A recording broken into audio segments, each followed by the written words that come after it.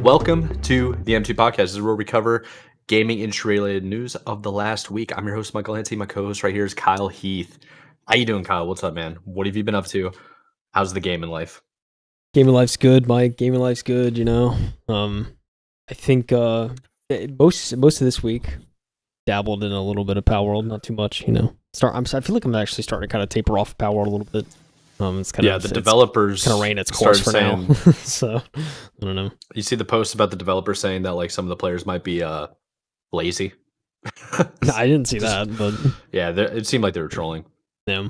Yeah, I don't know. It's one of those things like, I know they're kind of in crunch time to fix major bugs still, I'm sure. So True. It'll probably be a while before we get some new content. But I mean, I think for the most part, like, I don't know. I feel like I've gotten kind of my money's worth and gotten probably the most out of it at this point. So I'm just taking a break for a while, then kind of hopping on other games. What the most recent game I played is that little game called Cocoon, which we talked about. Oh yeah, you did message me. You were very excited. You're like, "This game's awesome." It's like all caps. Yeah, it's super sick. I do like just seeing like playing it in person and just kind of like experiencing the game. It's very it's one of those like games. It's pretty short from what I saw. I think How to Beat on like the Xbox page said it was only like 4 or 5 hours. That's awesome. So I'm like maybe a third of the way through already. But yeah, I mean, I think it's again like what we always talk about with these indie games. It's super creative, super interesting. I think like the boss battles and stuff too, like aren't too challenging. And I think what's interesting about it too is like the game itself is very minimal. There's only like the movement controls and then like an action button, and that's like pretty much it. Like there's no other controls in the game, so you're kind of just there's no mouse, nothing like that. You're not using a mouse or anything, which is, I find pretty interesting. But yeah, so it's just a lot of like kind of just those basic movement and that action button. That's about it. But I think it's pretty well done, just kind of keeping it minimal. And I think as an entry level, like a lot of people could probably pick this game up and have fun with it because it's just not. It's one of those kind of like chill games. At least so far, it's been relatively kind of relaxing to me. Just kind of go through a world it's a world that's very colorful and interesting, but at the same time, it's like a platform. Like I don't consider myself a huge like platformer isometric style of gamer, but I don't know. I'm really enjoying this. I think it's a nice change of pace. So. Liking it. But yeah, I mean, outside of that, I don't know. The big game was this weekend. Watched some Super Bowl. Had some fun there. Yeah, I mean, I don't know. I think outside of that, there wasn't a whole lot. I can't remember much else. That's been kind of a blur of a week for me. But I can totally relate to that. You and I both seem to be buried in work right now. So it's like days are going by extremely quick because of that. I don't know if it's the same for you, but it is for me. Yep. Yeah, it's been brutal. I've been kind of doing the same thing as you, just keeping it like laying low in terms of gaming. I've been playing the finals pretty much my whole free time when it comes to like gaming time. It's just been nothing but the finals and like watching content on it, learning new things about the game, keeping up with the patch notes. It's a really good game. It's really fun, and I'm getting better at it. So it's a good time. But outside of that, man, I did the same thing. I just watching TV, watching sports, and yeah, I mean, family came into town. I got to spend some time with them, hang out with them, and that was nice. Always good. Always good. Yeah, but gaming terms, man, not much of anything's going on. Just mostly trying to convince other people to pick up other games so they can catch up with me. Like one of the boys recently got he got Diablo 4, and it went on. So he got Diablo 4 about a week and a half ago, and then it went on sale for Valentine's Day, like a couple of days, and he was furious. And then, no joke, he complained about it like 2 or 3 days ago that it went on sale, and he was upset. And today we're going to cover is Diablo 4 is the first Activision Blizzard game to get onto Game Pass. He has Ultimate Game Pass, so I messaged him just like, hey, by the way, Diablo 4 is finally on Game Pass. And you can even see it in the Discord. He messaged, he goes, that's BS. It's a lot more profanity because he's annoyed. But oh man. Yeah. That's good. That's good, man. Feel bad for him, but these things happen with subscription services and everything nowadays. It's like you just never know. Yeah, so true. You really never know. But we got a lot of good news that happened today, and it's all to do with Xbox, really. And I'm glad we kind of had the opportunity to to postpone our normal recording time so that we can cover it this week. Yeah. I look, I think it helped with the amount of stories. There was like a lot of just kind of, I think, like filler stuff this week from what I saw. It wasn't a whole lot of like substance. Really most of these stories. So yeah, it definitely came to our favor, I think, to kind of wait a day. But here we are. Yeah. I noticed that too. But how about we go ahead and get started with the first article, which is like, I think really peculiar. Yep. That, I mean, we've been talking about Ubisoft for a while now of like how they're struggling. Yeah. And this is kind of wild. Yeah. Yeah, I don't even think this article might mention it, but they, Skull and Bones, right? This podcast has been a running meme on the show, and it's like finally coming out this week. And the early gameplay is looking very bare bones, trash, so to speak. It's not looking great, right? Skull and bare bones. Oh man, I can't wait to see more of the reviews, but it's pretty funny. Yeah. However, we are discussing the French Ubisoft workers are on strike over salary. This happened this past week. This article was published on the 14th. By Mary. That's a French last name. I don't even know what kind of last name. Delisandre, I'll say, deputy editor over at gamesindustry.biz. This follows failed annual negotiations on wages at the company union STJV, says. So, let's discuss a little bit further. French game workers union STJV is organizing a strike today across 3 Ubisoft studios. Workers were invited to join the picket line in Ubisoft's Annecy, and these are like crazy locations that I'm not aware of as, Southern-born American. You know what I'm saying, Mike? Yeah. Anyways, outside of the studios from 9 a.m. and outside the Paris studio from 2 p.m. That's Paris. STJV called for the strike earlier this month following the failure of the annual salary negotiations at Ubisoft. Despite the union's efforts to find an acceptable compromise, negotiations hit a wall, the union said in a statement. In order to hit arbitrary cost reduction targets, management offered a budget dedicated to raises that would be lower than inflation for the second year in a row. The union also pointed to Ubisoft's H1 fiscal year 24 financial report, during which CEO Yves Guillemot said results were well above expectations. In the company's most recent report, looking at the 9 months ended in December of 2023, Guillemot talked of positive momentum as revenue was down 4.1% year over year and net bookings up 1.6%.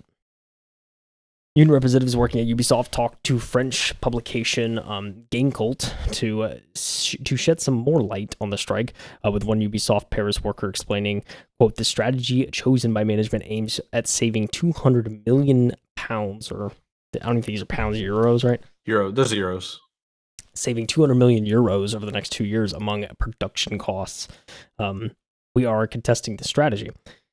When you're a game development studio, the right way to make money is to make video games in the best possible conditions so that they can be of the right quality. It's not by skimping on the workers who build them and by saving on the tools they use that you're going to make money in a capitalist context. Workers want to be proud of what they ship, and overall, it's not by struggling to pay your rent or by working in poor conditions that you can work properly. Oh, baby. Ubisoft workers going crazy, Mike. Are you surprised by this after what we've heard for so long from Ubisoft? I think that's like a double-edged sword, right? So I think it's surprising that the workers in the tech industry, specifically game development, are going on strike during a period where it feels as though everybody is getting laid off. Yeah, it's like very true. That's kind of shocking. But I don't find it that shocking that it's happening to Ubisoft. Yeah, because it's just the red flags over the last, I would say, year and a half of all the issues that they keep saying and how their games just haven't been really successful at launch for a while now. It's got to be tough over there. And like, remember the Ubisoft Direct? What was it? The UB Play? No, it wasn't that. The development conference that they have. Everybody has a freaking like Ubisoft Connect or something like that. Is it Connect? Is it like then there's PlayStation Play, I think, and then Nintendo Direct. There's State of Play, Nintendo Direct. Yeah. A lot, there's so many that I'm actually getting them confused now. I think it was Ubisoft Connect though. I think it was Connect. Yeah. but it didn't look that promising, man. It really didn't. And they keep pushing this like Skull and Bones job that you were talking about, the Skull and Bones project. And you and our fellow content creator, Crazy Miller, were both looking at it and like, this looks terrible. It's like this needs to hit, man. They're definitely struggling financially. So to see strikes like this, it's pretty shocking. I don't know. What do you think? Do you think it's surprising? Yeah, I mean, I echo your sentiment pretty much. Like, it is. I don't think I'm necessarily surprised it's Ubisoft, but I'm kind of surprised given the state of the industry and kind of how things are going on. Yeah. To that point too, I think it's also a testament to how bad it potentially is and how bad it's been for so long for this to come to a head in a period where the industry is like it is.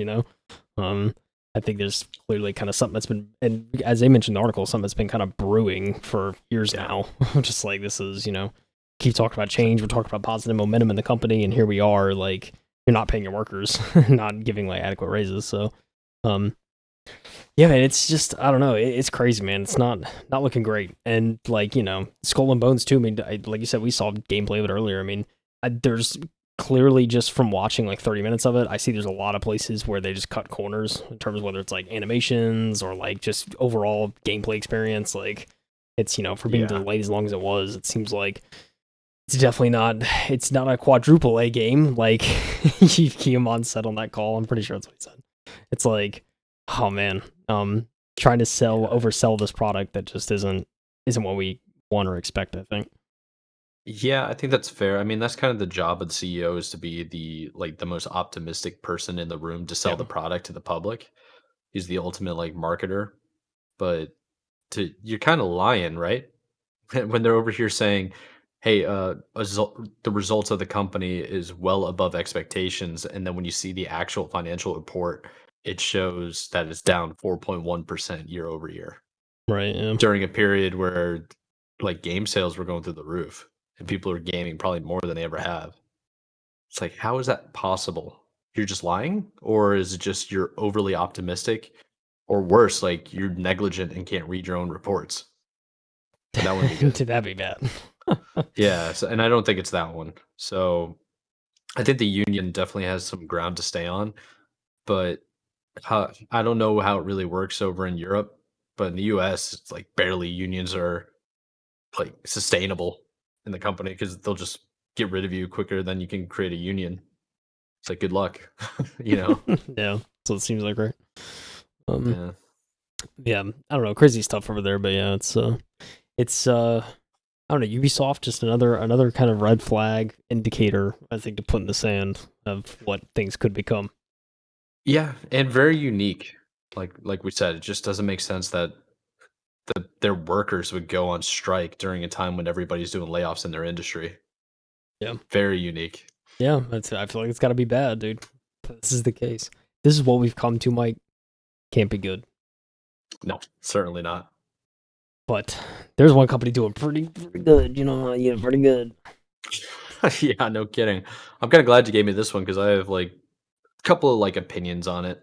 Not too much, but it's just a very, very interesting topic for anybody that's like investing or just paying attention to the overall market and profitability of these companies that are in gaming.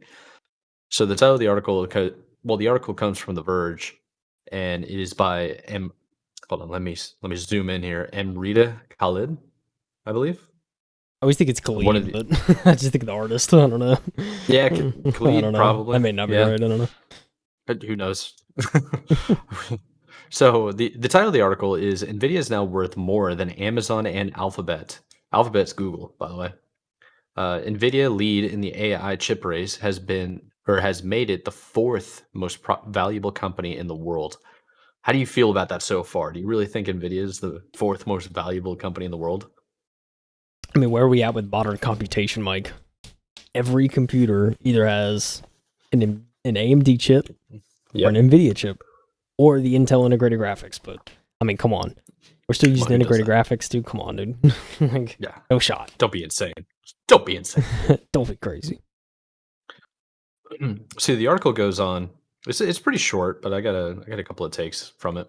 So Nvidia surpassed Google in market capitalization on Wednesday, only a day after it overtook Amazon, Bloomberg is reporting that the chip maker stock is now worth 1.83 trillion, Oh my god. beating the Google owner's 1.82 market cap by a hair. This makes Nvidia the fourth most most valuable company in the wake of the AI boom, after Microsoft's 3.04 trillion and Apple 2.84 trillion and Saudi Aramco. Yeah, Aramco. Aramco? Aramco. I don't know. I'm Interesting. making stuff up at this time. So the company is currently making the H100 chip, which powers the majority of LLMs in use today. That also includes OpenAI's ChatGPT, which has been popping off, and the majority of AI projects for Microsoft, Meta, and Amazon. The world's largest tech companies are involved in the AI chips arms race, with each of them hoping to create their own GPU chip to topple Nvidia's virtual monopoly. Ironically, as Bloomberg notes, Nvidia's top sales of AI chips come from those same companies. The Santa Clara-based firm is close to releasing the superior AI chip, the H200, which has the memory capacity and bandwidth than it has more memory capacity and bandwidth than its predecessor. Earlier this month, Reuters is Reuters or Reuters? It's a good I've question. always heard I want to Reuters. say Reuters, but Yeah, I've always heard Reuters, but you never know. Everybody has different accents. So Reuters reported that Nvidia has invested 30 billion into a unit devoted to helping other companies make their own custom AI chips, meaning even if companies opt to build their own AI chips, Nvidia could get a piece of the action. Meanwhile, direct competitors like Intel and AMD are working on their own powerful chips that could rival the H200. Sheesh. gosh, It's hard. It's hard to say, man, because I think for the longest time, Nvidia was a little bit overinflated. I think it was a bit of a meme stock for a while. Like I would yeah, say, like 5 years ago, it was probably more of a meme stock. Like just people saw the trajectory and bet on it, and then it just kept going up and up and up. A lot of speculation, but then with the relevance of AI coming to the forefront, it's really adding some serious, like true value to what Nvidia is. And I think that's why it's surpassed Google, which is insane. Google's crazy good. Google has its own AI as well. But again, this is Nvidia pretty much is a hardware seller more yeah, so than it is a software seller. yeah. I mean, yeah, they're definitely getting into AI. I mean, I think their hardware. They try to tailor. I think they're trying to tailor more to like progressing AI in terms of like computation speed and everything. Mm-hmm. Um, so I mean, 100%. that's certainly there. But yeah, I don't know. I'm like for me, I'm not like super surprised.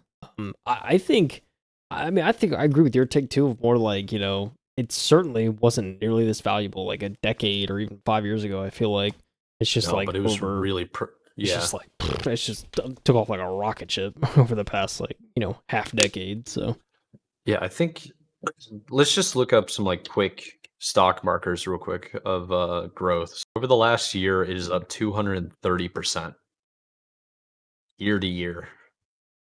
That's wild.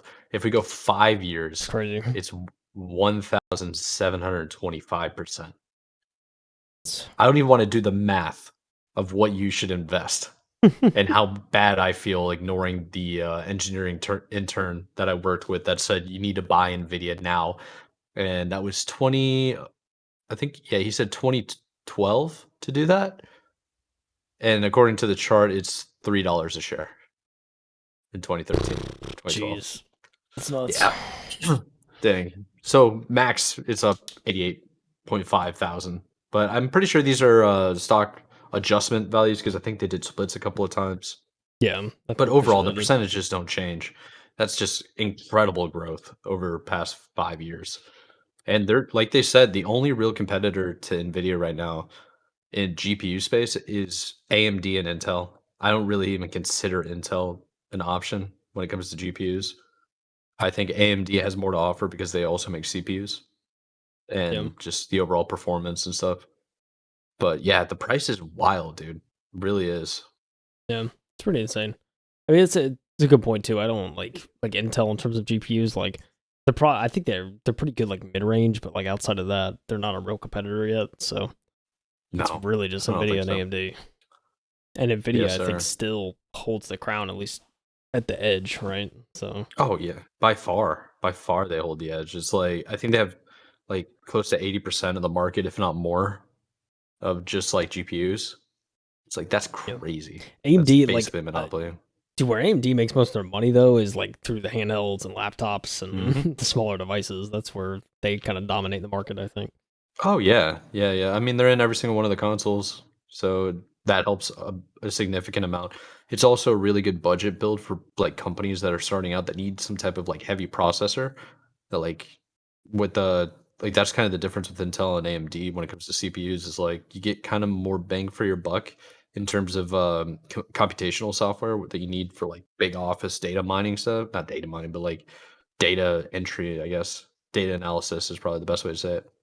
But Intel is more geared towards like single thread applications or single core applications. It's just different. It's Right, all yeah. about like what you need it for.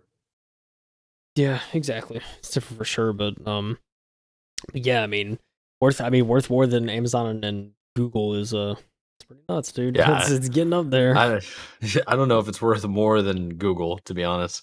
Google is like I think Google's real value is all the information that they have, all the data that everybody's used. Like anytime, like think of all the like Google Android phones there are, and how much data they have of like every time you search something on Google Chrome, they just get more data of you and like your more search history, and they can sell that to other companies Man, like for targeted ads. it's I real think that's sinister just out here. yeah, I think it's just unmatched. Like everybody's got a Gmail account, I think. Like everybody. Yeah, at this point. It's Yeah. just so easy to set up. That's like the biggest thing I feel like. Yeah, Just ease of access, 100%. right?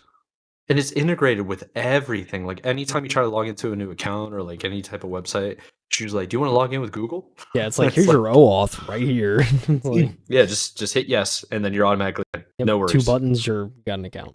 So Yeah, it's nice. yeah, Convenience, very Mike. interesting. People love convenience. Yes, Nvidia's out sir. here Yes, sir. providing that Eh, convenience. Convenience and security, I think, is the key here. And this just Nvidia popping off. I mean, that just goes to show like AI is here to stay. I mean, Yeah. you saw the recent ChatGPT like Twitter viral videos and stuff of like text to what was it like text to video format. So Yeah. they were typing in whatever they wanted, and then the Dude, AI would just render it. Looks OpenAI real. OpenAI just dropped a new thing That's what I mean. today. It was like a new engine too that they they made It's essentially for the insane. text to video, and it looks nuts. It's Yeah, I think scary, it's just it's terrifying. Like GPT-4, I think, or something like that. They like rebranded it. It's incredible. But yeah, I don't know. Yeah, dude, it's crazy, dude. And for those looking over here, you can see an article "Games for Tea Drinkers" on GameRant.com. We're not covering that, but it's right over there. it really is. I love these article titles. Hmm. Big news. Oh Big yes, news, in quotes. Big news out of the Xbox camp today. Should we discuss, Mike? yes, of course. That's pretty much like what this episode's really geared towards. Yeah, It's just all the stuff that came out of Xbox today. yeah, yeah. So there was kind of a podcast style interview that was done today with some of the heads over at Xbox, some of the executives, just discussing kind of the future plans for Xbox, what people can expect coming out of the gaming giant in the future. It's so funny. I saw so many memes kind of leading up to this. Whenever like Phil Spencer announced on Twitter, I think it was last week that they were going to have something this week where they were going to talk about the Yeah. future of where Xbox is going to go, and everybody's wheels just started turning.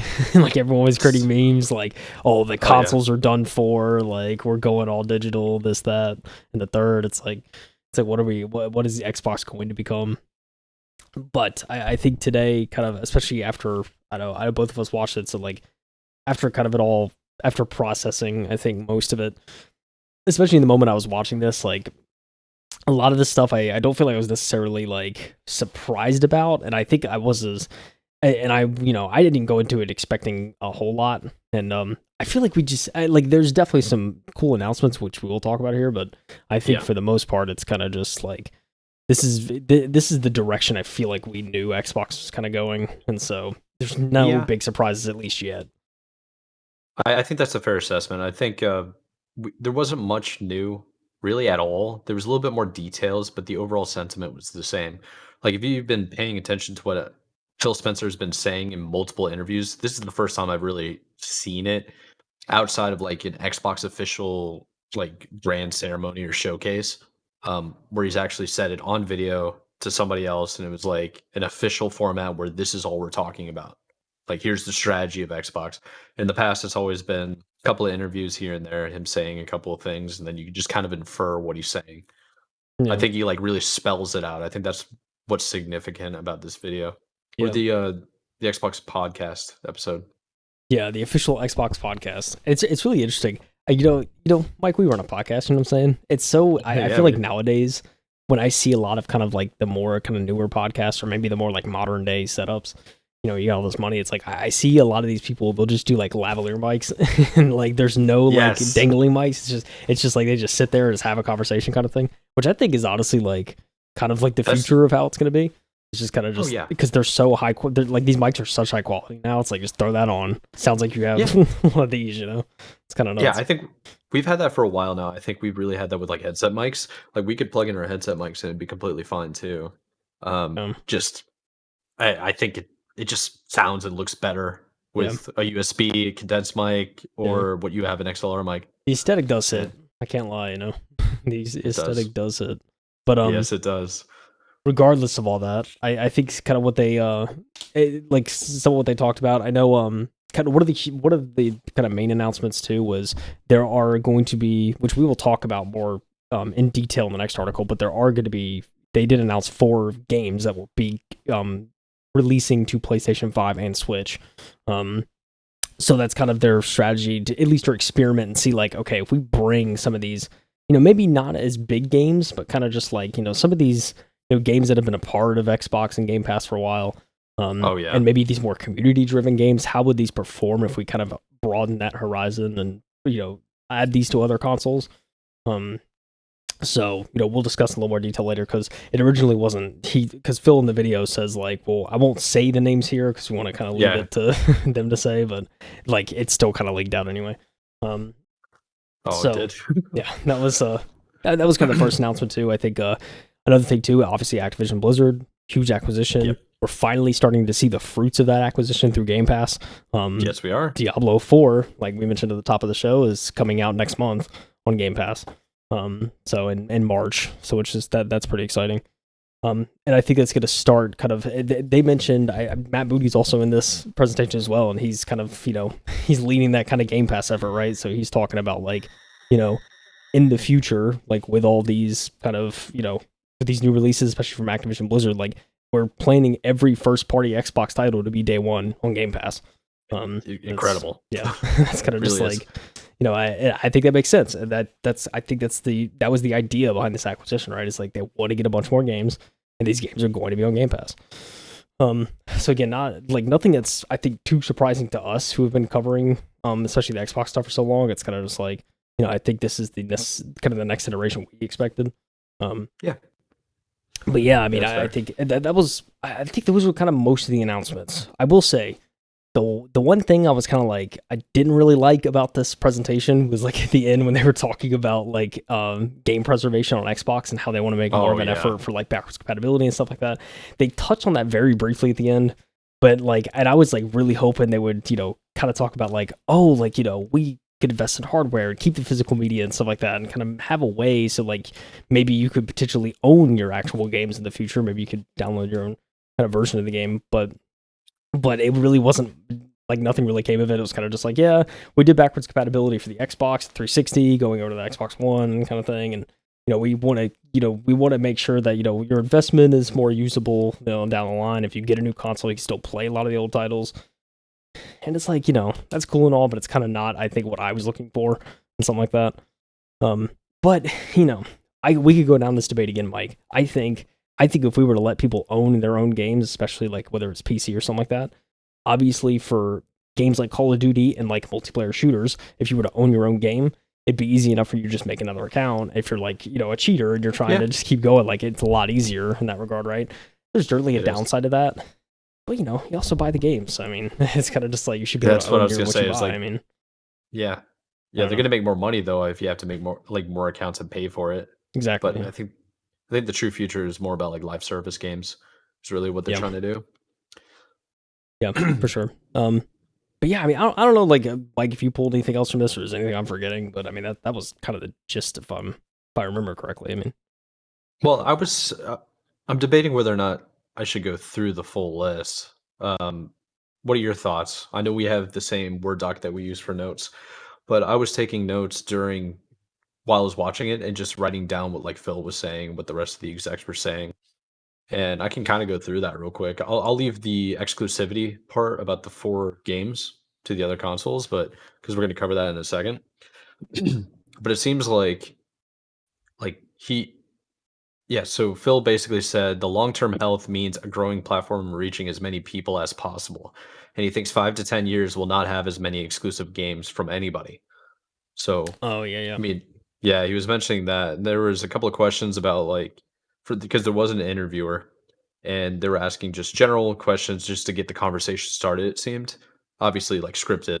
But so the overall first question was how does that apply to future titles?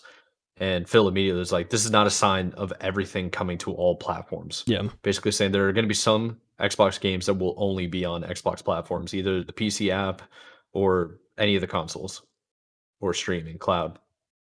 They also had something about talking about first party games and Xbox Game Pass, talking about all Xbox games will be on all Xbox platforms and all Xbox games will be on Game Pass day one, like going forward. They're very serious about that, like really trying to sell the Game Pass, and how Game Pass will only be available on Xbox. And they kept saying on Xbox, and I think they're trying to redefine what that means. Instead of saying it's like, oh, this is the Xbox, it's not the physical box, like not the physical console. It's like the platform is now becoming Xbox. yeah, So whatever that means, whenever you sign in to your Xbox account, that is the Xbox. I think that's what he's referring to. They want to bring more games to more players, which is the key thing. They kept saying that multiple times. Very, very serious running theme. And then there was 2 key things that they wanted to concentrate on was cross-play and cross-save, which is good because some of these games you have existing player bases that are on already existing platforms. Like there's the Battle.net of all the Activision Blizzard games. I want to be able to play with like my friends on Xbox because I already have like Diablo 4, for example, yeah. already. And if like Oh, they now can get it on Xbox, I want to play with them. But that's different platforms. So it'd be interesting to try that out, see how it works. And yeah, they really didn't say much about like how the Xbox strategy is going to change. Phil said something very interesting, and he said the devices that the people want to play on should be in service of making the games as big and as popular as they possibly could be. So it seems like they're trying to build the overall communities to be on all platforms and all devices so that the games like survive the longevity of like a player cycle, you know, for the long term. yeah, But for sure. I'm trying to let me just scroll a little bit further and see if there's anything else to really look for because outside of that, they didn't really talk too much about. And I told you about this before we got started. It was like game libraries and preservation. It's like there were no real talks of getting any game saves off the cloud. In fact, it'll be further embraced. Yeah, So they were just saying like, yeah, we're just going to keep adding them to the cloud, keep adding them to the cloud. It's like, well, what happens when you shut down the server, man? I don't yeah. have the game anymore. Yeah, I mean, Um, I feel like I think Phil Spencer even mentioned in passing about like, we'll try to keep the services, up as long as, possible, right? I oh, think he he kind of definitely mentioned it. It's said it. like, Yeah, it's he like, definitely said it. that's not preservation, Mike. You know what I'm saying? I will say No, though, that's not. the reason for That's the not what I meant by cloud, preservation. I think the reason for the cloud, right, is obviously cross-platform, cross-save. Like that's the biggest Yes, benefit. Um, 100%. Data mining, data saving, yeah, stuff like that. selling your data. It's crazy out here. Uh, One last thing to actually mention, which was good. There's a June showcase for the Xbox, and they're probably going to talk about the Game Pass Ultimate and all this kind of stuff. But they said during that June showcase, they're probably going to announce more than 10 major releases coming to Xbox and on Game Pass. So that'll be cool. That'll be good to hear. We'll see what that actually comes out to in a couple of months, really. We've been saying it, Mike. 2024, 25. It's gonna hit. Xbox is gonna start to deliver, dude. It's getting crazy Oh, out dude, here. we said that. We said that in like 2022. We were just like 2024 is the year, Like bro. 24, 5. That's when all the Unreal Yeah, Engine 5 stuff's gonna hit. Oh it's man. true, man. That's something. Speaking of Unreal Engine 5, The finals uses Unreal Engine 5. Oh, I really? did not know that. And it explains why the game is so smooth and like everything in the game you can destroy and it doesn't just like completely nuke your frames. It's awesome. Yeah, that makes It's like sense. Yeah. really, really good. Yeah. So that was very exciting. Yeah, I just think about the Unreal Engine 5 presentation when they're talking about like polygons or like no longer polygons or like some Yes. weird like Yeah. crazy shapes now. So it's like it allows for more kind of freedom, I guess. Very cool though. It's very, Wild very out good. here. Interesting and cool. Yeah. But yeah, I mean I think it was a good roundup. That was pretty much presentation, everything covered. Um Yeah. and 25-minute video summed up in 10 minutes.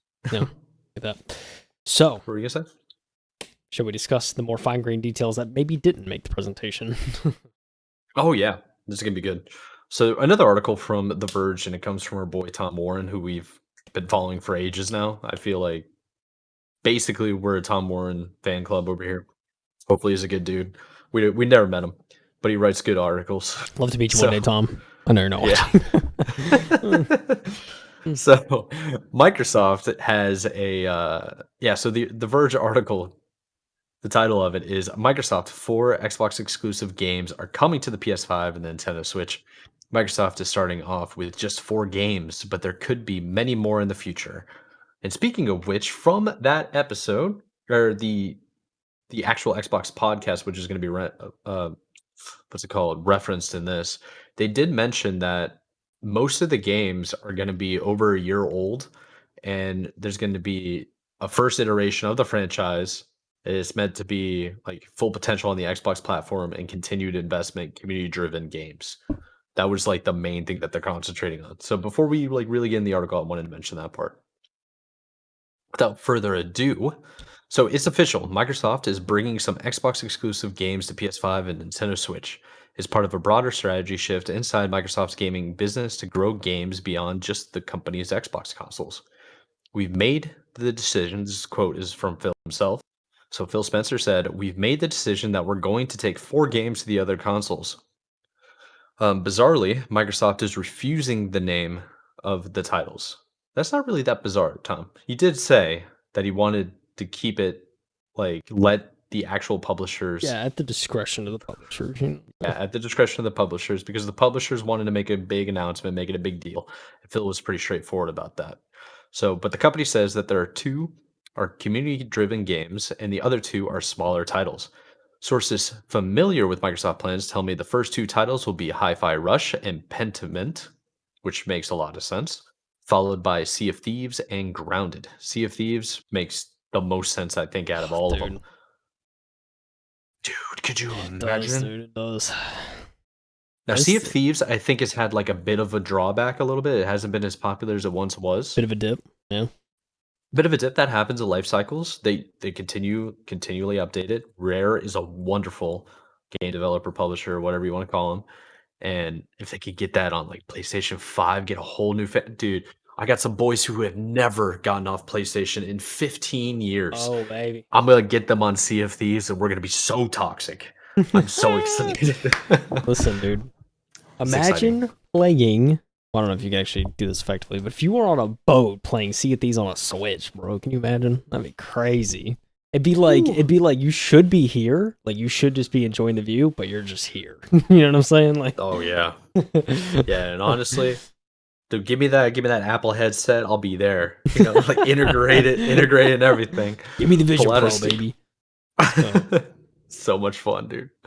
All right, so let's continue on with the article here. So Phil Spencer claims there hasn't been a change to the company doing Xbox exclusive yet. And at the same time, he also thinks there will be fewer console exclusives across the industry over the next decade. I think that's very true. I think that it's just a matter of time until all games are on all platforms. It's just, is PlayStation going to give it up? I don't think Nintendo ever will. That's why I'm like putting in the if for PlayStation. Nintendo ain't ever doing it.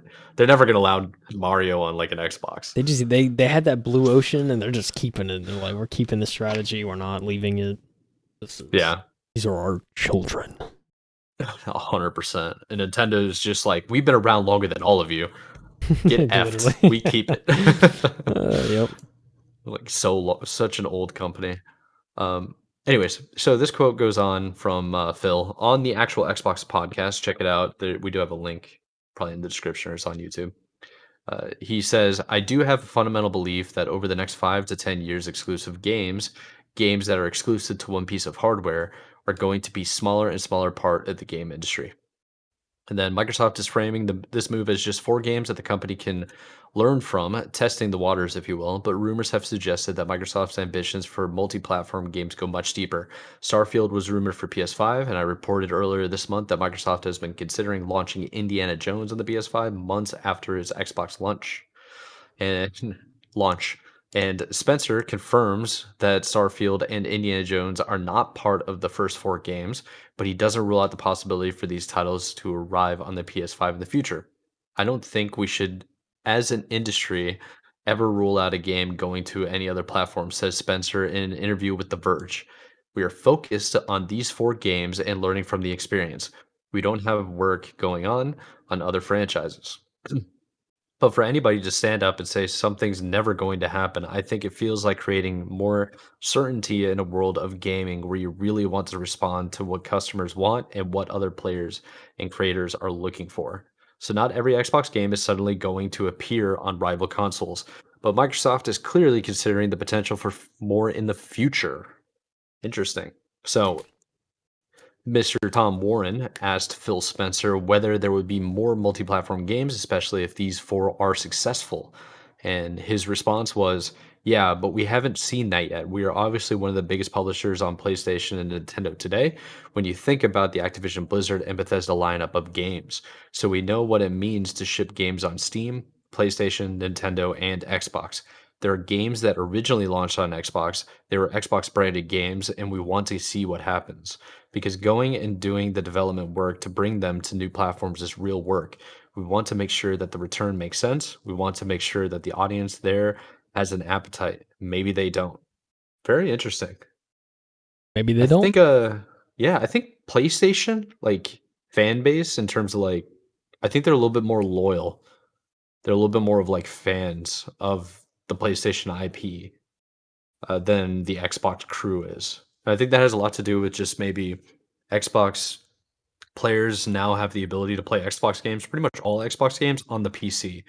And once you can get to another platform like a powerful PC, you have so many options for all different brands, all different games. And it becomes less of like the console you play on, you know?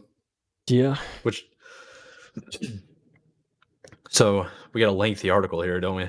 So Tom goes on and he says he understands that Microsoft has also previously been weighing up the idea of bringing Gears of War, Microsoft Flight Simulator, and even the next Doom game to rival platforms. That would be kind of like wild. All 3 of those right there, that'd be So nutty. Final decisions haven't been made on these other games, but there's bound to be more than just 4. As the strategy evolves, it's clear there will be some interesting decisions being made for the future of the Xbox games and exclusivity. And then I believe Tom basically goes on a little bit further to start speculating. So, what are your thoughts, Kyle? What do you think I about all the think new games that are coming out of I think Xbox? this is ultimately an initial experiment, a prototype to see how these games do on other consoles, see how these games do with other markets. And like you were saying, like Phil Spencer saying, like eventually it's gonna be ecoless. It's just gonna kind of run free, I think, for most publishers and makers. With the caveat of Nintendo, which I think we can both hold as, if there's anyone that doesn't do it, it's definitely them. Yeah, I think that's fair. I really do. Yeah. I think this just goes back to the overall business that Xbox has always been trying to do. And Phil really hinted on that in the podcast of they're just really trying to get people on the Xbox Ultimate Game Pass. And if that means if we can get you on the Ultimate Game Pass while you're on PlayStation, they'll do it because they're like, we just need people to subscribe. Like, don't you want these games? That kind of thing. Yeah. It'll be very interesting to see an Ultimate Game Pass on a PlayStation 5. I wonder if you'd get the full library at that point because that would like void out Yeah. the not every single Xbox game will be on there that he was talking about. It'd be very interesting. You'd have to create a new tier. It's like the Yeah. Xbox PlayStation Game Pass. that'd be interesting. More Yeah. subscription servants and more ways to confuse the consumer. I think you gotta love it, right? Jeez. That's a Man. fact. Yeah. I mean, Phil Spencer also talks about kind of further on the article, this is the reason they want to try to get, these games on quote unquote rival platforms is because, they want long-term success for games, which I think is, I think makes sense. I mean, if you Yeah. kind of break down those barriers, I think more people will play, more people will win. Xbox's slogan, right? I think it's even on their YouTube channel, is like, when more people play, we win, or something like that. Yeah. I butchered that, but you get the idea. Like, you want as many people to, utilize the platform and play games because, yeah, we all play, we all win. You know what I'm saying? Yeah, it really seems like Xbox is just trying to like push the industry into a subscription based model where you don't own any games, but you can also play any of the games anywhere on any device. I Yeah. think that's their ultimate goal, which is like it makes a lot of sense. That's really good for new modern games. I do Yeah. think it's the only hindrance for me is the fact that you don't physically own games anymore. Yeah. That's the part that's like really doesn't sit right with me. Yeah. That. But everything else I'm cool with. I mean, yeah, I'm the same way. Like that is the only true downside to me. Is that there's just like, what does that mean for preservation? And I just like right now, there's just no solution for that, and it's kind of just only getting worse. Um, and so that's certainly my only concern, kind of going into this. I know, and like that's something I didn't open my eyes up until probably the last year, like getting into especially like retro stuff, like retro games and whatnot, and kind of just saying like, oh yeah, like nowadays it's very like dude, there isn't as much like there's really no ownership nowadays in terms of what it is back then, where you just had the physical game. You're like, no one can take that from you, right? Like that is the game in your hand. 100%, yeah. Um, and yeah, these days it's not like that. Even like I feel like even the new like console stuff like that, like when you get the game on disc, I'm pretty sure it's just like a digital key almost. It's like you don't even like Basically it's not is, really the yeah. game. Like Yeah, like I'm pretty sure it is because what happens like how do you put like what's the maximum capacity, storage capacity on a DVD? I Like mean, a I don't know. disc? All I know is I Final Fantasy, the I next Final Fantasy Rebirth. That's on 2. So I mean, that's all I know. so if it's on 2, then that means they're actually putting stuff on it. Yeah. I mean, Or the maybe biggest they're thing, doing like partial downloads. yeah, I mean, the biggest thing about that, the biggest reason behind that, I think, is just the patches, right? Like, there's those day one patches Yeah. are so massive now. It's like that's why people say you don't really like own the full game, even if you have the disc. 'Cause it's like those patches are just killer. It's like, I yeah, I get it, but I don't get it because like back in the day, like dude, there was day one passes for the original Xbox, but you still owned the physical game. yeah, They're like Xbox Live only updates that you can do that thankfully people have archived. And you can still download them for like your consoles if you happen to get back in like retro gaming.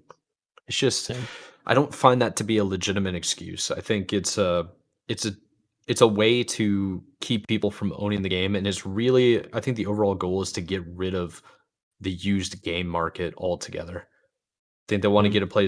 get rid of places like EB Games pretty much is gone, or GameStop. Just get rid Right, of yeah, used games altogether. Yeah. yeah. Yeah, I think that's the goal, right? We're seeing that now. Everything's going to digital. No one's gonna own their stuff, and I don't know. World domination is imminent, Mike. That's all I can say. I mean, it's so funny too. We see this article right here. It's a related article. It's something we didn't even cover, but Microsoft's Xbox Game Pass service grows to 34 million subscribers.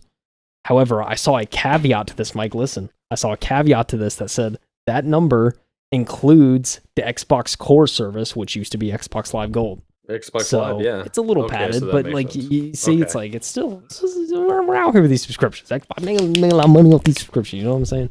It's crazy. This is in game. Dude, This is in game. but like let me look up.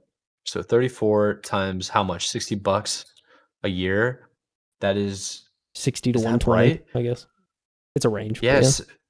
34 million times 60 for a year is at minimum. 2040, which is that 2 billion? 40 million? 2 billion and 40 million Yeah, dollars a year yeah, just off subscriptions, bro. And their yeah. their Microsoft Azure servers are still trash, bro, fix them. Like, you get that much money? Holy crap. Oh my god. Insanity. But let me go ahead and wrap up this article, and then it ties actually perfect into the final article of the day. So I'll third from the bottom. I'll read the last 3 paragraphs so the readers can read along with me. Okay. So there was yes, this is basically Tom going into it. So there are even some more console and controller options in quotes for Xbox fans this holiday, and perhaps even an Xbox handheld in the future. I'm not holding my breath on that one, to be honest. You can read more about the Microsoft's Xbox hardware plans here. So looking forward to Kyle getting into that. But let's go on to this ending. So Tom finished his interview with Phil Spencer by asking him what is Xbox to Microsoft now, and Phil's response is Xbox is our gaming platform and content business. It's the number one consumer business that Microsoft has. It's an important business. It's a consumer category that is driven by technology and creativity. Boom. Very interesting. Boom. Very interesting. Lay it down, baby. It's it's the number one consumer business. I guess consumer centric, because like Microsoft's number one business is software, like Teams, Windows, Outlook, Windows itself. Like, but that's more of probably like a business consumer. I don't even know how you would categorize that. I'm sure there's somebody with an MBA watching, and they know. But the final one, I agree with Tom wholeheartedly. This makes a lot of sense. So he goes, but Phil never mentioned that Xbox is a console, a single piece of hardware, because it's not anymore. Microsoft Gaming has grown way beyond the Xbox. Now the company is beginning to really show what its Xbox Everywhere vision is all about. If Microsoft is successful, it could change the way the entire game industry thinks about making games. If it's not, then you can bet Microsoft will be back to the drawing board to figure out how it can continue to take Xbox everywhere. I think Microsoft winning for sure, dude. I think they're super inviting for indie developers to make new games on new platforms. And if you have the most amount of players, every new game developer moving forward will want to create products or games on the Microsoft Xbox platform. Yes, they will. 100%. Yes, they will. Which means we're going to get way more games on the Game Pass, and it's just going to make that Ultimate Game Pass more and more valuable. If we get more cocoons, Mike, it's a great year, great day, great life. You know what I'm saying? If we can get more Ori and the Blind Forest, or oh man, Will the Wisp. Oh my Will the Wisp. Let me see the triple one. Let's go. Give me the third. Where's the three-peat? Nah, those guys moved on to another game, I'm pretty sure. Yeah. But stellar. But all right, that's all I got for you, man. You want to wrap up the hardware bit? Sure do. We've been talking about all this software and them playing at the platform of Microsoft. Let's talk about this. Microsoft teases an ultra-powerful next-gen Xbox and maybe a handheld. This is from Tom Warren. Same article, same site. Well, not same article, same writer. They're linked to each other. They're linked to each other. You get the listen. Okay. We begin. Microsoft is teasing the potential for unique Xbox hardware in the future and a powerful next-gen console.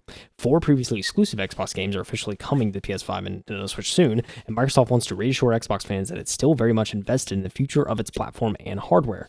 In an official Xbox podcast today, Xbox president Sarah Bond teased that Microsoft will deliver the largest technical leap with the next generation Xbox. She said, quote, "We've got more to come. There's some exciting stuff coming out in hardware that we're going to share this holiday.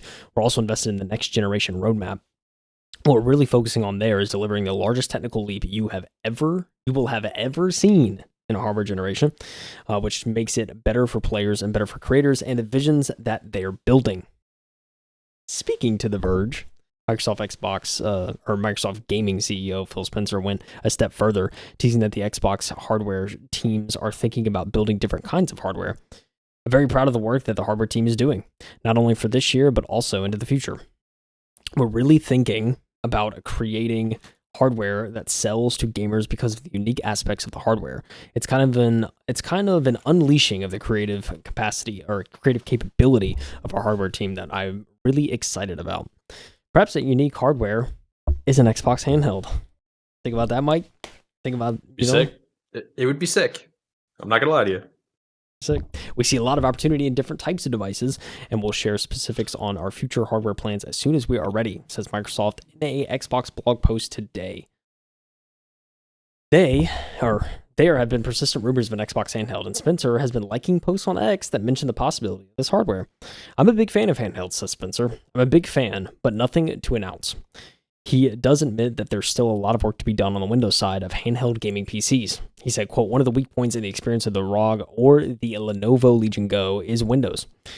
How Windows works on controller inputs, rather, only on that kind of DPI, on a smaller 8 to 7 inch screen. It's a real design point that our platform team is working with Windows to make sure that the experience is even better. Before the next generation Xbox, and potentially even a handheld, it sounds like the leaked diskless Xbox Series X and new controller might still be a thing. Quote, we have a robust and innovative multi-year hardware roadmap, including more console and controller options for you this holiday, says Microsoft in a blog post. Xbox players will know that their games are built to maximize the latest features of our hardware and services. All right, Mike, you're going to be sitting on the light rail. You're going to be sitting in the subway. You're going to be sitting on the L train, playing your Xbox handheld on a purely optimized version of Windows that works seamlessly, and you're sailing off in the sea while you look outside, see a couple skyscrapers, see a little rain.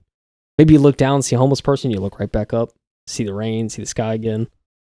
Maybe you see a little car, you see a Tesla Model 5000 on the road, hovering, not even defying the laws of physics. We have magnets in the roads now. But you're just enjoying your Sea of Thieves grounded 3.5. And oh, dude, that is a big hand. Dude, yeah. It's that big. It's the size of your keyboard.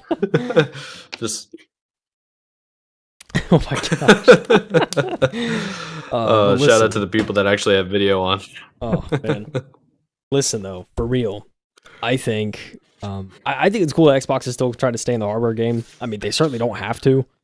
So the fact that they're, kind of just saying like, well, I mean, I think this is the thing, dude. They have so many resources now, and they have so much capital and a lot to work with. Like now, what he's saying is like, let's just focus on making something that's unique and creative, and not so much worry about trying to make like these crazy devices that'll probably be out of date in 2 years. Like let's make something that's like people want to own kind of thing. So I could respect that, and I don't know. I'm curious to see. I know probably in the short term, it's probably going to be kind of what we discussed on an episode last year, just like they're releasing probably a diskless console. It's gonna have a different look to it, and there's also going to be like improved controllers and stuff like that coming out. Like there's kind of going to be mid. I think there's going to be not mid, but like there's going to be sort of like I don't know, kind of an iterative process or life cycle before they do a giant technical leap with their next generation. Yeah, I think that's fair. I think it's kind of weird. It's like Nintendo was so ahead of the game when it came to the handheld that they came out with, the Nintendo Switch, obviously, and just the ability to have a dock that will also connect to your TV, so you can have more of a traditional console experience. But if you want to be on the go, just like go over there and pick it up, and you're good to go. That's like awesome, really, really good, and it would be nice to see Xbox and Microsoft finally collaborate and make a really good handheld that works wonderful with Windows. Yeah. A perfect handheld that you just need to use the joysticks. All the buttons are there. You're good to go. Maybe even like bring back one of those attachable keyboards so you can use your thumbs and like text and chat or whatever. Like a BlackBerry. Yeah, seriously. Like for like cellular service for the handheld, so you're good to go. I think that'd be nice. Yeah. I wouldn't be against that at all. Yeah. Yeah, I will say it's the one thing I admire about the Switch.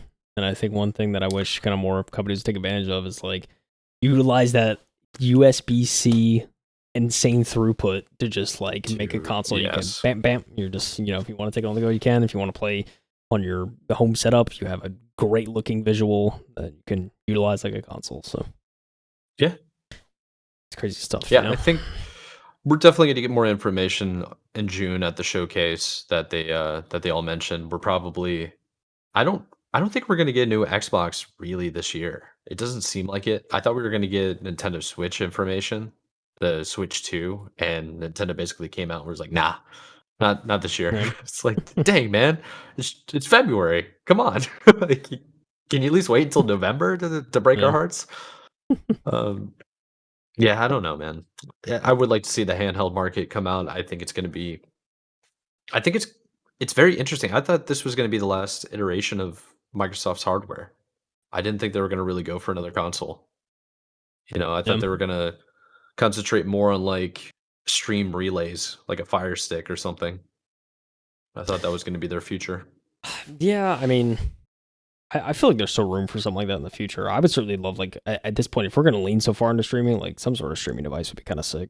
So I don't have to have, like, crazy hardware to use my internet, you Yeah, know? that's true. But like, Mm. think about it this way: Xbox paired up with Samsung for their TVs, Yeah. and also Samsung makes phones, and they also make tablets. And Game Pass works fine using that. I mean, there are some delays for sure. You can't have like competitive shooters and stuff, but overall, it's like it's good enough to game on if you have good internet. Yeah. So in a way, we already have a handheld too. Yeah. Yeah, I mean, it's true. I mean, there's many ways they can go, but I think kind of what they're laying out here. Hope Xbox knows what they're doing, Hope they release some fire. You know what I'm saying? Facts. Very true. Very true.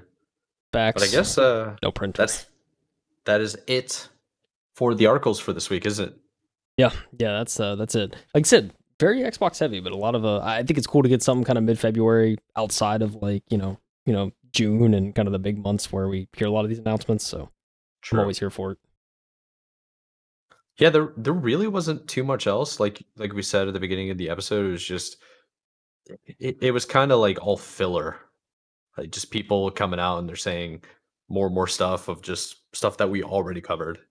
Seemed like everybody was just trying to hit their quota of the number of articles they could push out in a week. I just want to, yeah, no kidding, dude. A That's lot what of it seems like. repeats, a lot of like, oh, we heard one new thing, and then they created two paragraphs, and it's like the headline's more on topic than the paragraphs. Yeah, it was one of those weeks I think, but yeah, glad we got some. We found some heat. We found some on the nuggets of gold in there. Yes, sir. But what's really cool is I guess to really close out the article or this week's episode, we can talk a little bit about just the new games that are coming out with like Helldivers 2 came out that was really popular. True. People are streaming it like mad. We have I was really excited for Banisher's Ghost of New Eden, which was actually Oh, got like okay. a good rating. And then we got a couple of like remasters that came out yesterday. We got Skull and Bones coming out this week. We'll see about that. And honestly, outside of that, man, we got Pacific Drive, but the rest is we're just hanging out. We're just chilling. Yeah, I just gotta get one thing straight, Mike. You're telling me that you did not pre-order Skull and Bones to get early access. Is that what you're saying? Is that what you're saying? You did not get the $17-$18 Ubisoft Plus membership just to get 3 days early on Skull and Bones? You make the sacrifice, dude? Well, no. Heck no. Come on, dude. I'm so disgusted with that game and the process of which it's been marketed and given up on and brought back to life like Frankenstein's monster that when you and Nick were talking about it, I didn't even want to look it up. You're like, Then Kill Carnage is over here playing. He's only playing for 2 hours. He ended it exactly 2 hours, and my response was like, I bet it was probably paid ad. And then sure you said it was. was like it was a hashtag ad. Nick was like, he looks disgusted. He's upset. Dude, it's just Did like, he turn his stream off afterwards, or he just leave?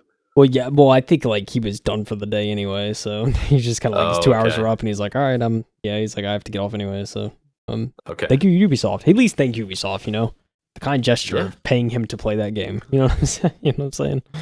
Oh I man, want Ubisoft to succeed. I really do.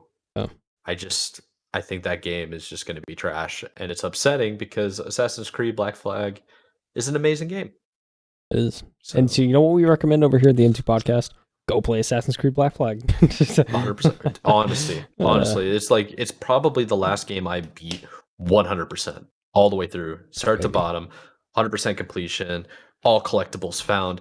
The game, I love this game so much that there was a shanty that was glitched inside the map that I could not get. I started the game over and I fixed it. And I beat it 100%. Beat the game 100% twice, dude, Dude, yeah. basically. Man, Such a good game. the best memory I had was just like sailing on the sea and playing those shanties and just like I could have done that for hours. I feel like it's just so much Dude, fun. bro, I love that game so much. I was ready to tattoo my entire body covered in sailor tattoos, grow my hair out super long. That's half the reason I grew my hair out, by the way. Hey, Grew my hair out because I wanted to be a pirate. And the other one is I got that's really big into Sons of Anarchy. mm, Jax Teller, dude. that's a Would have been like sick. I mean, yeah, season 3 podcast lore. I don't know, long hair era Yeah. Mike. Yeah. It's It crazy. was looking very poofy. That's for sure. Oh All right, man, enough about me. Let's let the people know if you want to find any of the articles that we've covered. You want to check out any of them whatsoever. We got the links in the description below. We also just cover them on the video format. We give out shout outs for the writer and the article. So definitely check those out. If you want to contact us directly, we have social medias. We have a Discord that we just kind of, it's becoming more of like a Carolina Hurricanes fan page at this point. Carolina sports. Carolina sports, just we're real sad over here. Shout out Panthers. Oh man, Yeah. But without further ado, I guess you got anything for him, Kyle? Did I miss anything? dude, I think I laid it on the table. I do need to get out here Alright. though, because this one right here is like I see him I never in get the fed. background. So Yeah. she's going nuts. She's like, I never get fed, even though she just ate. So Giving you the death glare. All right, yeah. let's wrap it up. Thank you all for joining us. We appreciate you. Remember to like, comment, subscribe. Check us out on all other platforms, and have a good one. I'm Michael Anthony. It's Kyle Heath. Peace out. Bye everyone. Adios. Sleep. Keep gaming. Keep gaming.